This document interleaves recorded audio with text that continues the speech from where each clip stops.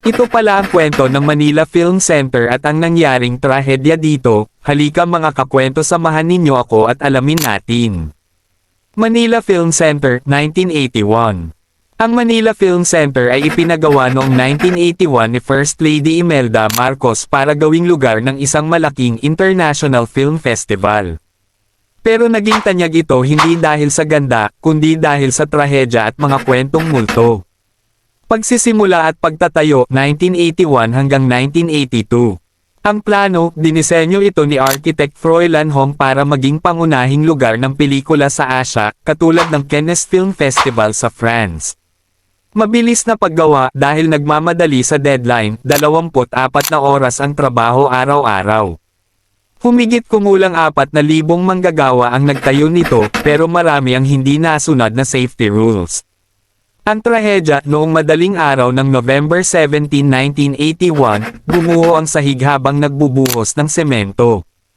Maraming manggagawa ang nahulog at nabaon sa basang semento. Ayon sa kwento, hindi agad nakarating ang balita sa media at naantala ang pagsagip. Ang cover-up, sinasabi ng gobyerno noon na kaunti lang ang namatay, pero ayon sa mga nakasaksi at chismis, marami ang nabaon at naiwan sa semento ng gusali. Paggamit at pagkaluma, 1982 hanggang 2000s. Pagbubukas, binuksan ito noong 1982 at ginamit para sa Manila International Film Festival.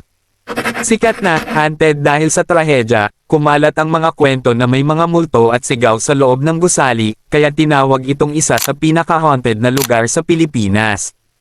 Pagkasira, nasira ito ng malakas ang lindol noong 1990. Kalaunan, ginamit ito ng isang TV show, Itbulaga, pero madalas ding naiwang bakante. Ngayon, 2000s, kasalukuyan.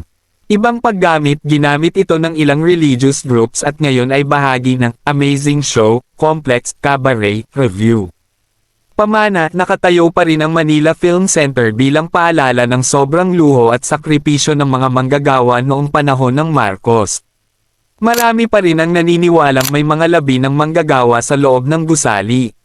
Nagustuhan nyo ba ang ating video mga kakwento? Bigyan mo naman ako ng isang like dyan at e-comment mo na rin dyan sa baba kung saan lugar ka para alam ko kung saan nakarating ang ating video. Salamat!